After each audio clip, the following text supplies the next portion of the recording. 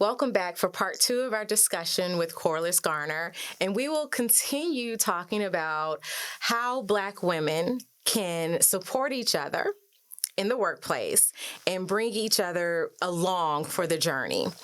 Welcome back, Corliss. Thank you. Where I left off, the other Black girl, just finished this book, and it left me with so many different feelings. Initially, in the beginning, I was like, girl, you just got to learn how to play the game. So basically, it's about this young Black woman who grew up in Connecticut, middle-class family, where she was the only Black girl in her classes, her AP classes in school. So her friends were primarily white, and she was always seen as, what did they call them in school? I don't want to say coon, but you know what I'm saying. And then she goes to work in publishing in New York. She has a white boyfriend, and she's the only Black girl in her office. And in publishing, there aren't many Black people. But anyway, there's another Black girl who comes into the office, and there's this competition with each other. And initially, the girl, Nella, felt, oh, there's another Black girl. We are making some headway. There's another Black girl coming. We can collaborate. We can do some things. And there's this competition. And long story short, there was this conspiracy. The other girl, Hazel, was coming in to make Nella assimilate and to not be so Black. And I was like, why? It just made me think, why does there have to be a competition? Yeah. Why can't we work together? I've had the pleasure of supervising, women of color, and the unfortunate pleasure of not being successful. And for a variety of reasons. I felt that in one case there was some competition because we were the same age. I was supervising a Black woman. We were the same age. I was further along in my career, which is why I was her supervisor. But I wanted to give her the autonomy and the space to grow because she was so talented. But I wanted to give her the space to hone her skills, and I just provided a little guidance. But there was this competition. And I think before the show, I talked about supervising a Hispanic young woman who called me aggressive when I was course correcting her behavior. And it had been a build-up, and this was the last meeting, and I was giving her a note. Now, mind you, I asked her to bring something to that meeting. She did not, because she said she forgot. So I said, well, I need you to make this note down. I was giving her a variety of notes, and she just sat there. And I said, I need you to write this note down because you cannot forget. And she just sat there, and she took her notebook and she set it on the table, and she said, I'm feeling this is a hostile environment. And she started using hostile, aggressive, and all these words that mean something completely different to HR. And I stopped her. I said, stop. This meeting is over. And I went and talked to my supervisor, and I said, this is it. Because it had been months and months and months of just insubordination. Bottom line, insubordination. I can't even sugarcoat it. She didn't do what I asked her to do. She would snipe back, and it was just ridiculous. So where do we find that common ground?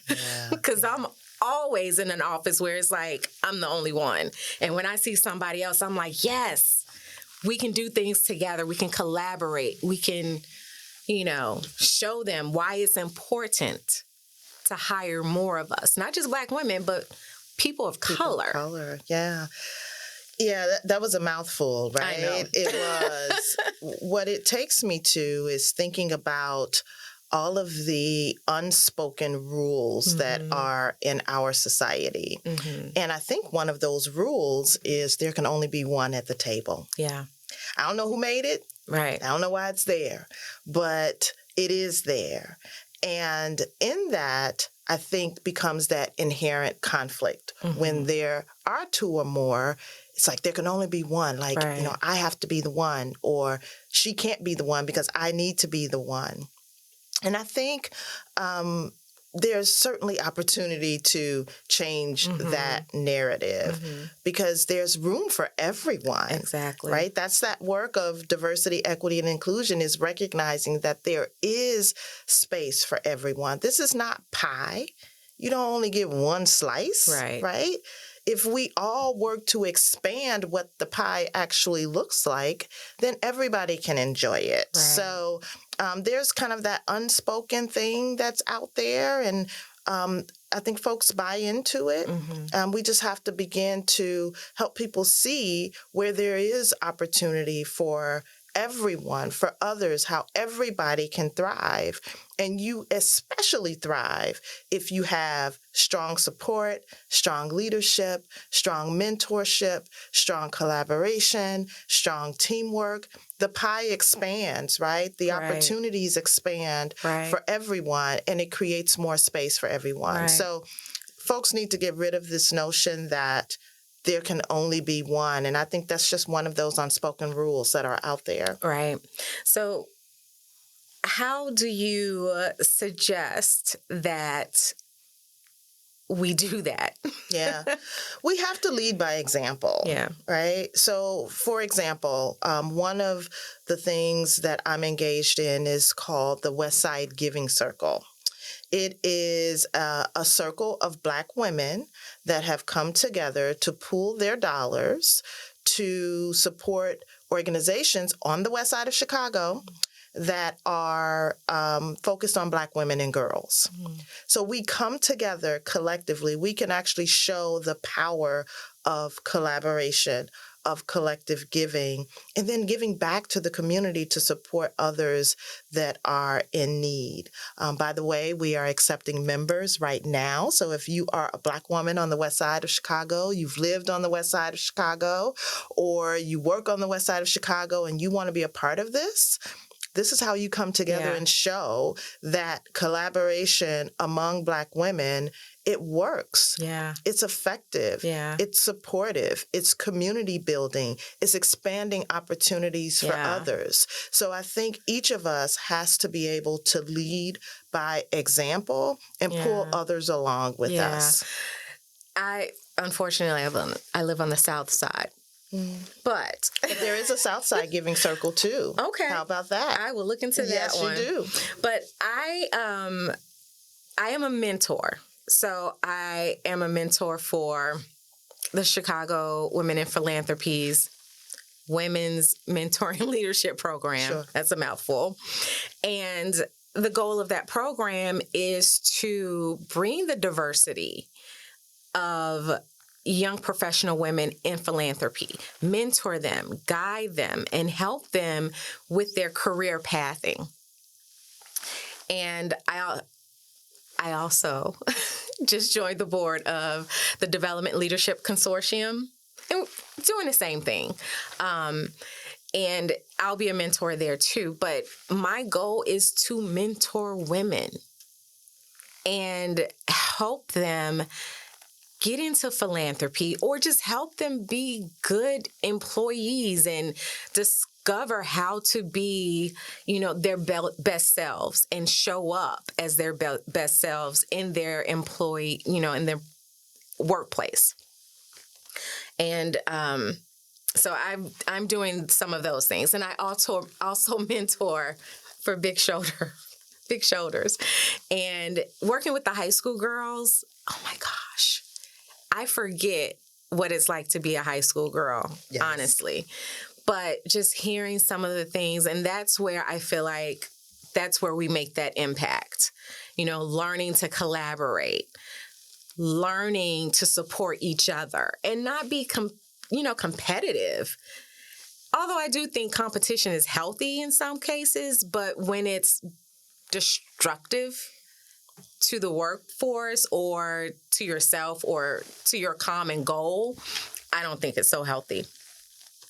But are there any programs or initiatives that you have started in your organization at work or in other organizations where it helps to support some of that, some of those skills? Sure. So I talked about the West Side Giving Circle. That's definitely one. I also started an organization called HR2, Her Rise, Her Way. And this is for women, typically mid-level, senior-level women, Black women who are in HR, who aspire to ascend to the top seat in HR. So that's like a chief people officer or chief HR officer in an organization. And this started for me during the pandemic, right? So couldn't go anywhere, couldn't do anything. And I have a really dear friend who's the chief HR officer of an organization. And I said to her one day, I said, well, you've gotten to that top spot. How do you talk about others? How do you talk about this with others to help them learn what you've learned along the way to make an easier path, an easier journey for them to get to the top spot? Yeah.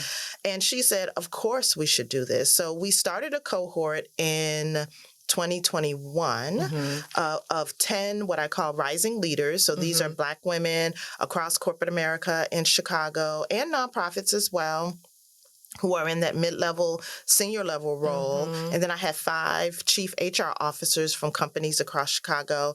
And we've been connecting on a monthly basis, on a bi-monthly basis for the last 2 years, talking about all of the things that happen to Black women in corporate America, talking about imposter syndrome, talking about how to most effectively work with white male counterparts, talking about your mental health in these spaces, right?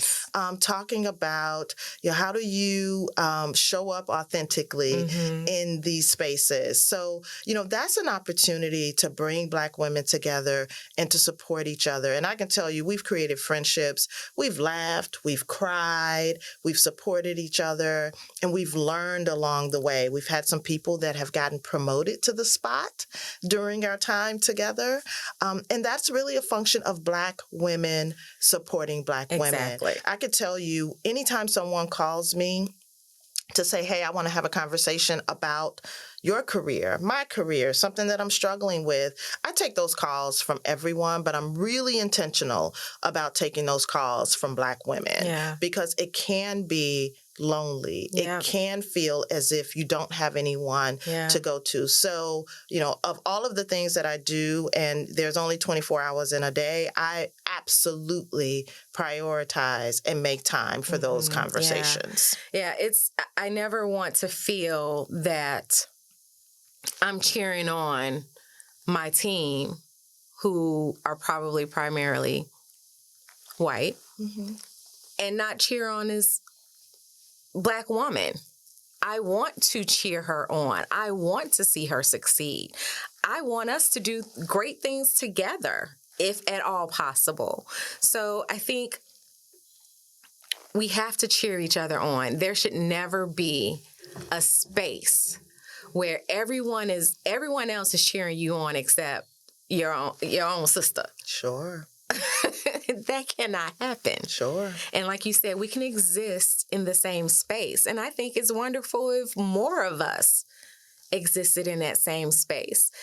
I find it disturbing where companies nowadays, especially in my field, where we are trying to intentionally hire diverse candidates, not because they're diverse. We want to hire talented, diverse candidates, and we can't find them because people they aren't interested in fundraising. And if you're not interested in fundraising, I understand that, but we are out there. Well, fundraising is a hard job. Bless your heart for doing it. Fundraising is a hard job. It's an art and a science. It is.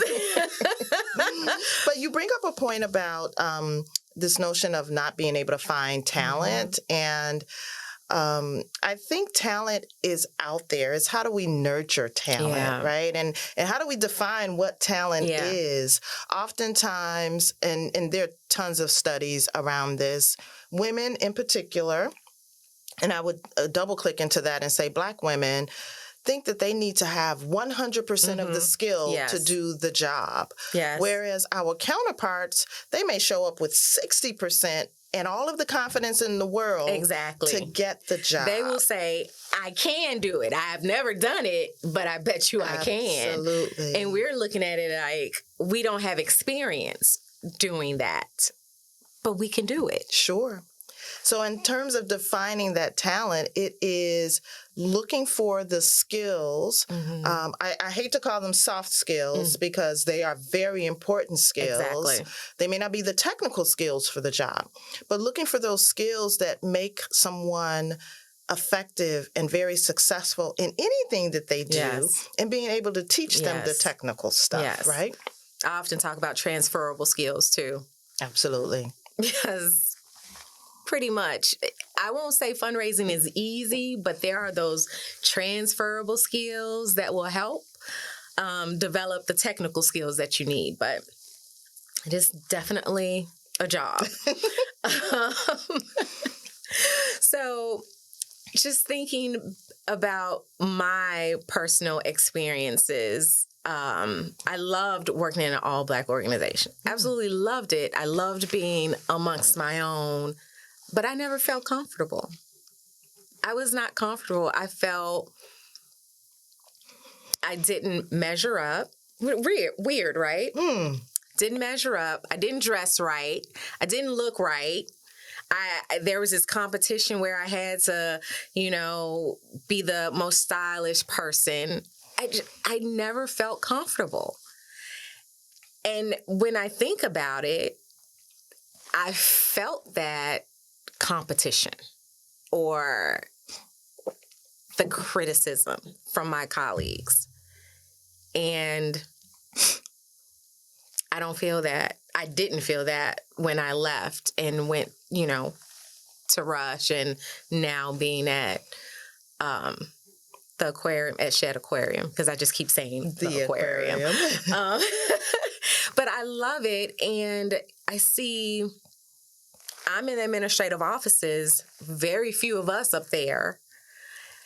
But when I go downstairs to grab a quick bite to eat or just to take a breather and walk around, I see a lot of us there. And I take the time to have a conversation. I never want to feel like I'm above someone or I'm so above someone that I can't stop and have a conversation. Because going back to representation matters, you never know who you touch and what impact you've made or how you've inspired or motivated them. I went to the Pt.2 Fest, and when I was at UCAN, very early in my career, there was a social worker there. And we chatted. We had to work together on some stuff. And I saw her there and she stopped me and she told her friend, she said, she is the reason why I went into fundraising. Never knew that. I'm like, I wasn't even I'm early in my career. I wasn't a great fundraiser, but I was just like, wow, like how many years later did this, that you're coming to tell me this? So I make it a point of talking to everyone and just being nice.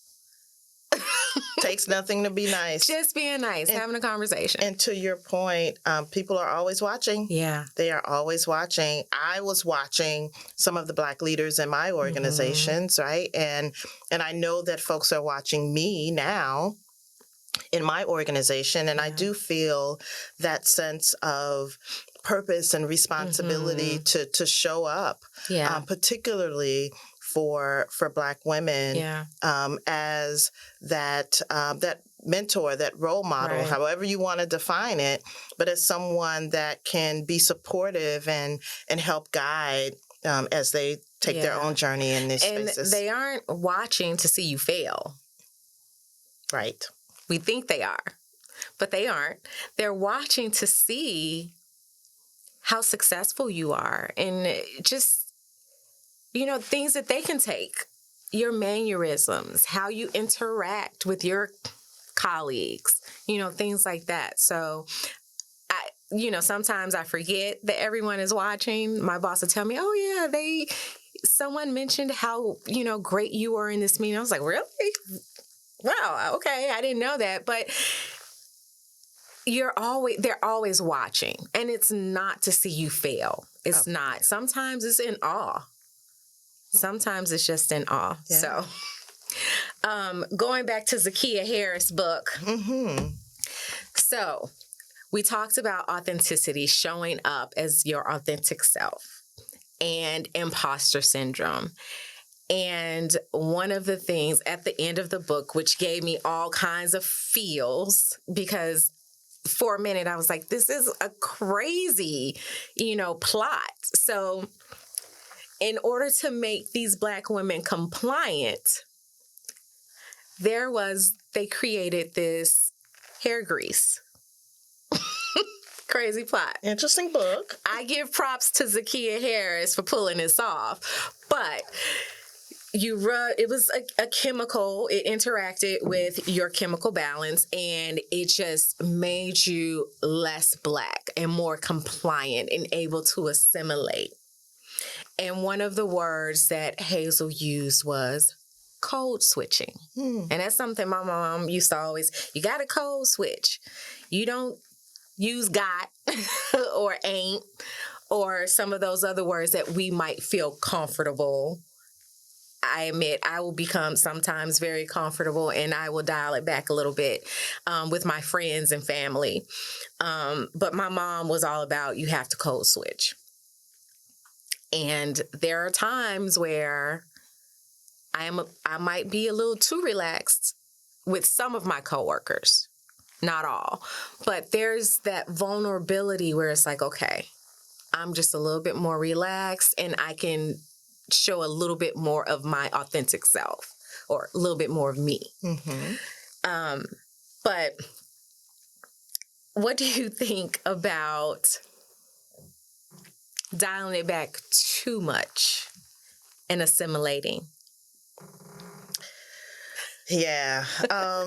Again, I think you have to know your audience. Yeah. I think there are ways to show up as who you are authentically, mm-hmm. wherever you go, whatever the audience is. I use ain't at work. I absolutely do. I absolutely do, right? And I'm not abashed about it. I'm not ashamed of it. It works in certain spaces. I ain't doing that. That is a hard no. With a smile, right?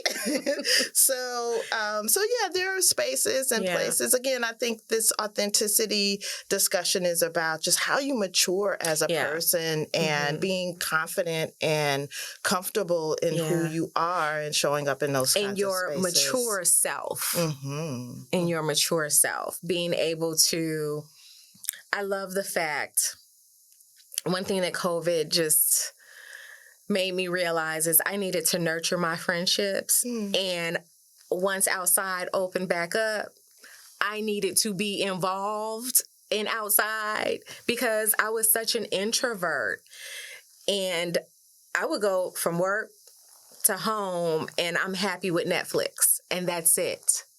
That is it. So now I'm like, we are going to live and we are going to go to any restaurant we want to go. We're going to, Run 14 Rum Parish? Oh, yes. We're going to, look, I can't even remember all the restaurants I've been to. But every weekend, I'm finding something to do. And I am surrounded by my friends. And I look around me and I'm like, I got some bad sisters around me. I got some VPs. I got some executive directors. And we help and we pull each other along and we talk about each other and you know you were wrong. Yes. You know that's not how you do that. Yes. And you need to know how to take constructive criticism.